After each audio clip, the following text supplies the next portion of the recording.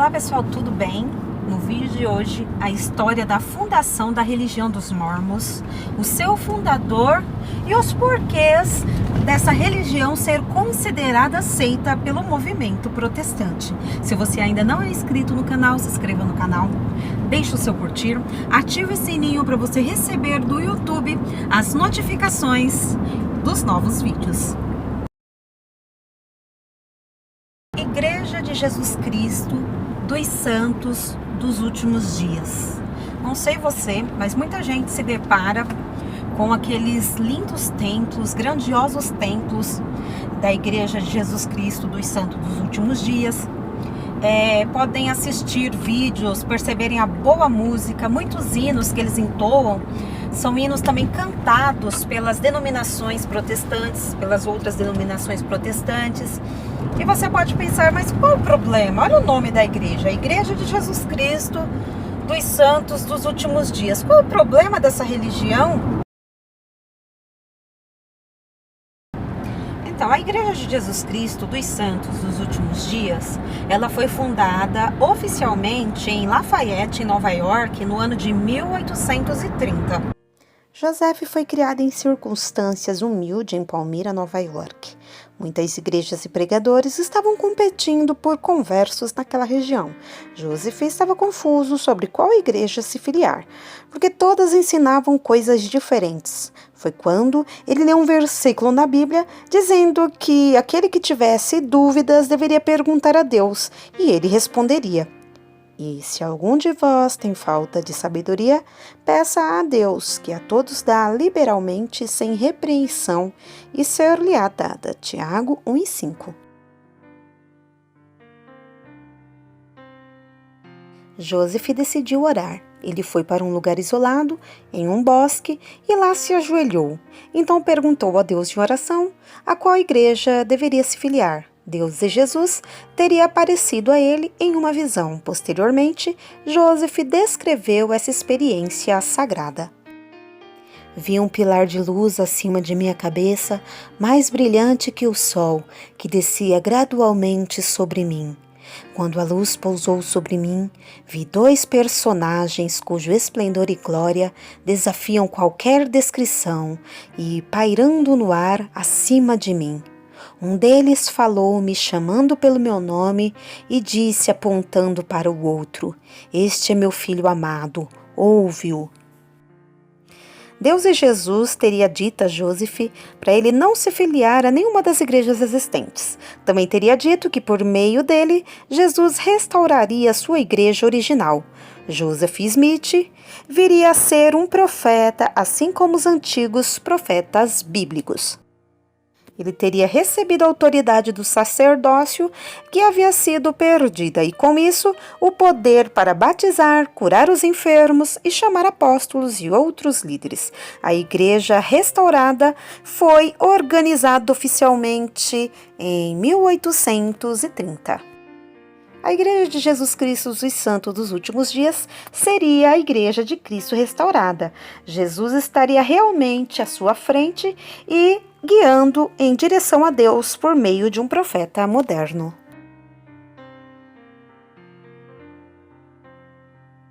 Para eles, a Bíblia é uma coleção de livros sagrados escritos por antigos profetas e historiadores.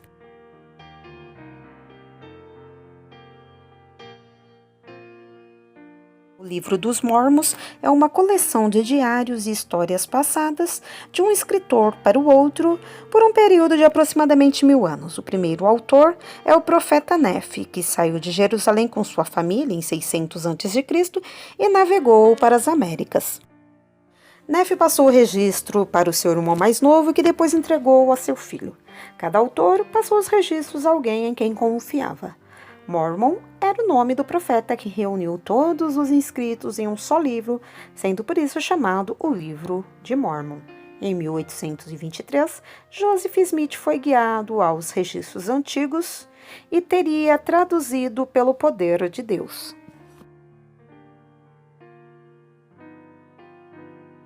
Para os mormons, a Santíssima Trindade é o termo que muitas religiões cristãs usam para descrever a Deus, o Pai, Jesus Cristo e o Espírito Santo. Os membros da igreja acreditam nos três, mas não creem que eles sejam a mesma pessoa.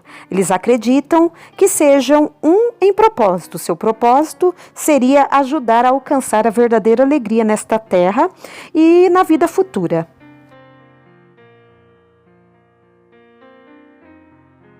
A entrada no templo é permitida apenas aos membros da igreja que se esforçaram e se prepararam para tirar o máximo de proveito dessa experiência. Porém, quando os templos são construídos e em outras ocasiões especiais, visitações públicas são realizadas a fim de que não membros possam visitá-los e ver a parte de dentro do edifício. Além disso, muitos templos têm centros de visitantes e os jardins estão abertos a todos.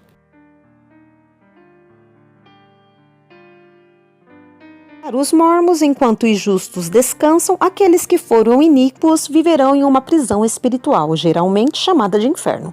A prisão espiritual, para eles, não é um julgamento final ou castigo eterno. Deus, para eles, é amoroso e justo, por isso o Evangelho de Jesus Cristo será ensinado aos que estão na prisão e eles terão oportunidade de aceitar o Salvador que os libertará. Eles têm uma visão diferente do inferno, bem diferente das imagens de lava, fogo, tridente retratados nos filmes.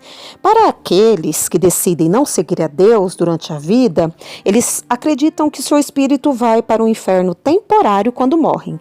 Nesse caso, o inferno refere-se mais a um estado de espírito do que a um local. A dor resulta do remorso e do pesar, não do fogo e do enxofre. Para eles, Deus e Jesus são infinitamente justos e misericordiosos. E eles creem que as pessoas que em vida não tiveram a oportunidade de conhecer a Jesus e aceitá-lo, terão essa oportunidade depois da morte. O Evangelho de Jesus seria ensinado a eles e, se decidirem se converter a Deus, eles terão um lugar no céu depois do julgamento final.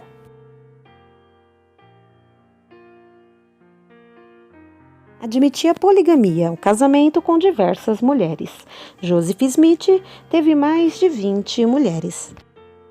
Brigham Young foi o segundo sucessor e teve um harém com 27 esposas. John Taylor, terceiro sucessor, teve 7 mulheres. Woodruff, em 1890, cancelou a poligamia, não por reformulação do movimento, mas por uma lei do Congresso americano que proibia a poligamia nos Estados Unidos. Cancelou a poligamia como lei, mas na prática ela nunca cessou. Com o consentimento da primeira esposa, eles não consideram poligamia, e sim acordo. Por que será a poligamia é defendida no mormonismo? Eles a consideram como uma revelação especial. Dizem que Jesus teria sido polígamo e se casado com Maria Madalena, Marta e Maria. Leva as mulheres a aceitarem a poligamia? Segundo a doutrina mórmon, as mulheres casadas são senhoras na eternidade. As mulheres que não se casarem serão servas e escravas. A função do homem, então, seria libertar o maior número possível de mulheres. A poligamia seria, então, a chave de acesso para serem senhoras na eternidade. Uma doutrina aberrante, humilhante que fere a dignidade da mulher. As escrituras ensinam a monogamia. Casamento selado. Acreditam que o casamento é para sempre, para além da morte, quando as escrituras sagradas diz que o casamento vai até que a morte os separe.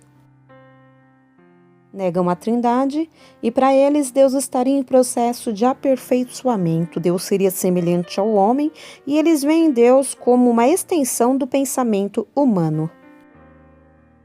Defendem Deus como de carne e ossos. Jesus seria o mais velho dos homens e teria ido, depois de ressuscitado, aos Estados Unidos, escolhido mais apóstolo e organizado a Igreja dos Mormons. Não creem no credo apostólico, não creem na divindade de Jesus e interpretam Jesus de acordo com a revelação ótica de Joseph Smith. Joseph Smith teria ressignificado o conceito de Jesus e do Espírito Santo e teria trazido o perfeito conhecimento de Jesus, pois todas as igrejas estariam equivocadas e que através dele, Joseph, o profeta, a revelação teria chegado. Novas revelações. Para eles, ainda existem novas revelações e apenas no mormonismo seria possível conhecê-las. Salvação. A pessoa depois de morta ainda pode ser batizada para ser salva, equivocadamente baseados em 1 Coríntios 15, 29. Na perspectiva do cristianismo tradicional, a decisão do batismo deve ser tomada em vida. Para eles, a salvação se dá por obra e crença nos ensinos do movimento mórmon, o Livro dos Mormons e o Livro de Doutrina e Convênio, que seriam revelações inspiradas. Creem no castigo temporário após a morte e a Bíblia seria deficiente e praticamente superada pelas revelações mórmons.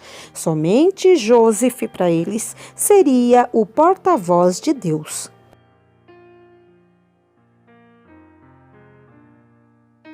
O mormonismo é um movimento sectário e herético com mais de 9 milhões de adeptos no mundo, porém a maioria nos Estados Unidos. Aqueles que deixarem o movimento, perdem a vida eterna. O movimento não pode utilizar o termo igreja, porque ao usar, estão usurpando o termo, pois suas doutrinas contrariam as doutrinas bíblicas. Deus é espírito e não está limitado a conceitos de tempo. Deus é livre e soberano. Ninguém jamais viu a Deus. A salvação é dada pela graça e não precisamos de intermediários. Maldita, anátema, qualquer revelação além das Escrituras. Se você gostou do conteúdo desse vídeo, deixa o seu curtir.